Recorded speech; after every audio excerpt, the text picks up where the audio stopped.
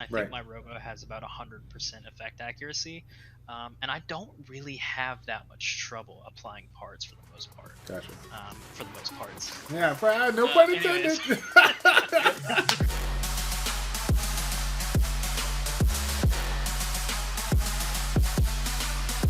What's going on, everybody? It's Childish. We're back at it again, coming at you with another video for Skylanders Ring of Heroes. As you folks already know, the new patch 1.0.9, recently dropped, and a lot of changes came our way. One of which is the ability to take any of our units, regardless of the star grade, and bring it up to 70. So the question remains, for certain units out there, do we go ahead and awaken it first, or do we go ahead and evolve it first? Today, I have Treight Gaming to help me out and give you guys some unique topics on specific Skylanders in the game. What is going on, Treight? Hey man, how you doing? Thanks for having me. Oh, it's a pleasure to have you as always, man. This is your first time on the channel. It's exciting to have you here. Help me out, though, because, again, as I said before with some of our other guests, this is the first time you have been on the channel. So why don't you take a quick second to introduce yourself and let people know what you're about? Yeah, so Trait, in-game, same in-game name as channel name, so if you want to add me, I have lots of spots open. Basically, I played Summoner's War for quite a while and then kind of fell off, but then picked this game up, and I actually didn't start doing YouTube content until I started playing this game. Mm-hmm. But I'm really into this game. I love the community around it, and I love how Welcome to Us is sort of progressing the game, so I'm really excited about sharing content with everybody and trying to help people progress, because the more people we can touch with this content, the bigger the game will get, and which is better for everybody, right? So Yeah. that's basically me in a nutshell. Right. And I was going to say, for those that haven't gotten a chance to check them out, I'm obviously going to leave a link in the description down below.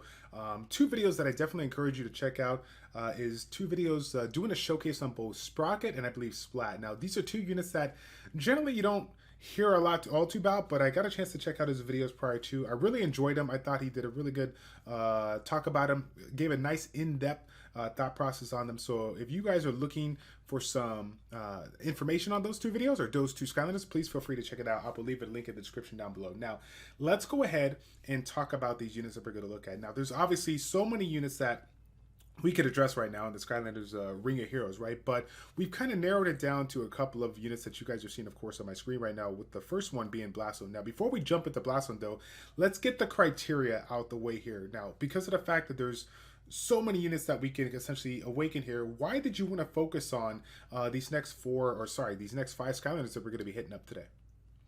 So there were a couple of things that I took into consideration when I chose these Skylanders. The first of which was actually how easy they are to farm. Obviously, when you think about Kaboom and Boomer, which are two units that are very, very widely used, almost need to have to sort of progress. But they're fully farmable, and you can farm them completely all the way to 6-star awakened. I Sure. would highly recommend you awaken them first before you 6-star them, just because it makes farming them a little more easy. But I really wanted to focus on units that weren't fully farmable, so you could get the most out of their shards as you were getting their shards over a long period of time. Because I feel like since we can now level units all the way to 70, we don't necessarily have to have them 6-star and awaken to use them. And then, so these units are obviously, you get better stats generally if you 6-star before you awaken. Mm-hmm. But the problem is some units really don't shine until they get their awakened ability, Right. and that's another criteria that I really focused on when I took. And I have a list of some other ones, and I think you said you were going to link that in Yep. the video description. So definitely look at that as well. Yep. But these units specifically are my top 5 sort of awaken before you 6-star. Gotcha. Let's go ahead and get right into that first one. Blast Zone, the first 3-star Skylander we're taking a look at here. Give me a little insight on this unit, and then why you feel that the awakening aspect is so good for this one. So Blast Zone is sort of the same deal as Kaboom and Boomer. When you awaken him, are incredibly meta and really, really good right now. Actually, a good friend of mine, Gamer Dude, has this built up, and it is really, really strong. So Blast Zone has an AoE explode when you awaken him, which is why you should awaken him first. But he also has a defense down AoE that's really strong. So I think actually Blast Zone is probably one of the top contenders for a quick B10 team a little farther down the line when we get better runes. But as you know, Blast Zone was taken out of the semi-farmable before you Right. could farm him on Zone 3. but he's been taken out now. So I hope you guys farmed him because it's going to be a little more difficult to get his pieces now. Right. But because I want you to get the most out of these pieces, like I was saying, awaken him first because he probably will be usable as soon as you awaken him for some things. Gotcha. And let me ask you this: when we think about Awakened, there's a lot of people that are going to ask us, say, "Well, hey, I got this 3-star Skylander Blast Zone, but he's currently maybe 3-star right now. I have enough pieces. Are you going to say awaken him now, then take him up to 5-star, or do we say let's get him up to 5-star, then awaken him because we know that since we're limited on pieces, we're still going to have to kind of pick or choose which one we want early on in the game." That's a really good question. I think that there is going to be a certain threshold that you want to reach because once you get past 5 starring, it becomes really expensive to 6-star. So I would recommend this sort of being a universal with all these units. Get them to 5-star first and then Okay. awaken them, because the general consensus is that you have better stats by 6-starring +2 than you do awakening, but I think the shard is similar as far as shard count to get them there, but awakening is going to do more for you for these units, in my opinion. Gotcha, gotcha. Cool. All right, let's take a look at the next one here. Actually, this is probably one of the ones I'm excited about as far as the farmable or not farmable per se, but like one of the more probably obtainable ones that you can collect if you just do regular summons. Since obviously the heroic and legendary super rare here, Thunderbolt. Tell me a little bit about this unit. So another unit that we had that we could semi-farm, they've taken him out. But Thunderbolt is a really interesting guy. I actually think he's going to be incredibly strong for Chaos because he is a crazy, crazy endurance destroyer. Right. So when he's awakened, his first ability is the one that's awakened, and basically what happens is, um, I'll read the description here. It deals up to 3 bonus hit when you crit hit. So every time you critical hit up to 3 times, you're going to do another bonus hit, which Right. means that he's going to be doing 2 endurance damage for the initial attack, and then he's also going to be doing 6 more if you continue to crit with him. So if you Right. have him on high enough crit rate and you do enough damage, if you have high enough crit rate and you crit him all the times, then he's going to be doing 8 damage total, and also he does a ton of damage to support, which might come in handy a little farther down the line when Mm-hmm. people start building support units for arena. It's a 4 mana cost and only an 11-second cooldown, so it comes up really quickly, and he's just going to be a monster for destroying single target endurance. Yeah, I was gonna say. Now looking at it overall, combine that with the electric shock here. Wow, the chaos dungeon, they got no chance. Right? No, no This way. unit is gonna wreck. This unit is gonna wreck here. So I'm actually excited to take a look at this down the Which road. is interesting because he actually he also I think be pretty good against the people like Gear Shift because his passive is he gains crit rate up if an enemy evades, and Mm-hmm. obviously Gear Shift has a ton of evasion, and I know Right. a lot of people are building him. Tectone's kind of making Gear Shift a staple in a lot of people's arena defense, so Mm-hmm. this could be the answer to countering that. I'm excited. Now, let me see here. This is air and undead. So it's even though it's going to be, oh no. Oh, yeah, it's going to be neutral towards tech, right? Right. So again, there's not going to be 2 elements of it, but at least we're going to get a chance to run air because I feel like air with regards to this game right now, air and undead don't really get a lot of love since we're looking at progressional Yeah. like dungeon units out there. So Right. fire and magic, water tech. I've been getting kind of a lot of love with whaling and the beast lab respectively. Right. So yeah.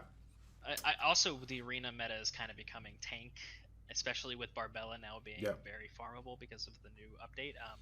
This guy is strong against that, so yeah, keep a lookout for Thunderbolt for attack teams for Gotcha. sure. And I'll throw this out to the viewers out there if you're watching on YouTube. If you happen to have this unit built, maybe you were fortunate enough to get them early on, you got a lot of pieces, 6-star them, level them up, let me know, hit me up. I'd be more than happy to connect with anybody that has some of these rare units out there that want to get them showcased for the channel. We'll put it out there so people can kind of see like the utility and damage potential that some of these units can bring here. So I would love to see that. Yeah.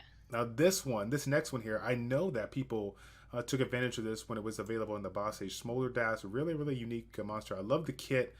Has a lot of potential in here. Tell me a little bit about this. So another unit that was sort of taken away from our grasps, Smolder Dash, was farmable originally again on stage 3, but is no longer farmable. You could also get her from the event, so I hope you guys definitely did because she's great. Basically, when she's awakened, She's pretty good unawakened, Hmm. but I think because of how much endurance damage her new awakened ability does, it's Right. worth to awaken. So I'll just quickly read what the awakening does. So focus for 9 seconds to attack and decrease endurance. So that's the initial. And then deals a bonus hit when attacking an enemy under explode and decreases the target's explode count by 2. Now it's worth mentioning that when she's fully skilled up, she instantly makes the explode go off. So her Yep. combined with other bombers is going to be awesome. But when she's awakened, she gets that bonus hit, which means she's going to be doing 8 endurance damage on, assuming you don't glance, 8 endurance damage on bonus hits. So the cooldown on her ability is not very high. It is a charge skill, so maybe not as useful in arena, but for, again, I think this is a really prime unit for when we start building the speed B10 teams. Hmm. That combined with, she does explode herself, which is really good as well, but she also does an AoE defense down, which is cool. As well as effect accuracy by 20% as a leader skill, which is going to be huge for bombers. So she is a really, really, really good support type unit for bombers. Yeah, yeah, yeah. That. Just looking at this unit overall really gets me excited. I Yeah. feel, I feel like you're creating the chaos dungeon meta right now with Thunderbolt, crippling the endurance here with all this stuff going on, and then this unit with the bonus hit, like this to me, these two units maybe plus some other kind of support. This kind of seems like that team that you want to bring on that second stage should just like throw everything at them to reduce the endurance to nothing. Switch over to your DPS team and just go ham on it. You know what I'm saying? Yes. Yes, I agree. Now, when because Chaos does cleanse himself, so you got Right. to make sure that you sort of time it right. But yeah, I totally agree. Like the endurance damage that these two units do is absolutely nuts. Gotcha. So this is what we're gonna do. Okay, if you don't have a video in a week right now to show us how you do this, okay, I'm gonna unsub. So you better make sure you get on it. Okay, get on Okay, it. I'll work on that for you. Get on it. All right, all right, all right. Let's take a look at the next one here. This one now is a Nat 5 Skylander. Little bit rare. One of the units that people were kind of sad about because this wasn't one of the 10 choices for the legendary rewards here. We got Robo, the tech damage healer here. Let's talk about this one. So obviously, Nat 5 pieces are not as easy to get. You can get them through extreme dungeons, summoning, and Omni gems. But uh, these are the units I really think need to have a lot of attention, because I actually just awakened Robo, and as somebody Ooh, that 6-starred Robo before I awakened, he really, really needs to be awakened first. gotcha. When he's awakened, basically he is able to cast parts on his first ability, which is a 1 mana cooldown. He works without being awakened, but the problem is he doesn't work as well, because if you miss the parts on his second ability, which is deconstruction laser, he's not going to be doing what he really needs to do to shine, which is Right. activating that passive, which is control alt delete, which basically makes him hit 3 more times, and mine hits pretty hard. When I get the passive off, it hits for about 4500 damage, which is not too bad. So he really, really, in my opinion, needs to be awakened so that he can get the parts on him. And earlier, Childish here mentioned that I had a video spotlight on Sprocket. He and Sprocket together are kind of crazy. I use them for Kind of creep. a lot of different stuff because they both kind of complement each other with the parts. Right. The mana cost on both of them together is kind of high, but I actually use them on my defense team, and I haven't looked to see what my win rate is, but it's pretty good. It's pretty good. So, anyways, yeah, awaken him first for that parts buff on explosive arrow, because it will make a huge difference with how much damage he does. Yeah. Mine actually can pretty easily solo the B9 boss. I don't think he's ever like really wiped on the B9 boss. So, and that's all thanks to the explosive arrow awakening. Gotcha. I'm trying to think here right now. I know there's a unit that I'm gonna be missing out here, but when I think about some of the what's it called, guild evasions that we have to do with, I know some of them do have some some kind of cleansing mechanic, but I don't think all of them do now. Obviously, a debuff like this, being able to extend the buff, can allow you to keep some of those crucial debuffs to mitigate the damage, the crit rate down, the attack down. Some of those are the sorts. So, I mean, can you think of anything right now that with now your newly awakened Robo, that you want to synergize him with, that so that you can try to take value out of his second ability here to go ahead and do it on the guild evasion? I haven't really thought about that, but you bring up a really good point. I Yeah. think that him with a defense break would be huge, Right. because he already does a ton of damage. Right. And if you get a defense break, because a lot of the defense breaks in this game don't really have that long of a debuff time, and I know that's on purpose because unlike Summoner's War, where when it's their turn it goes away, this one you actually have to attack them for it to go away. Gotcha. So debuffs are a little stronger in that sense in this game, so I would be really interested to test this with maybe even Splat, because of her defense break.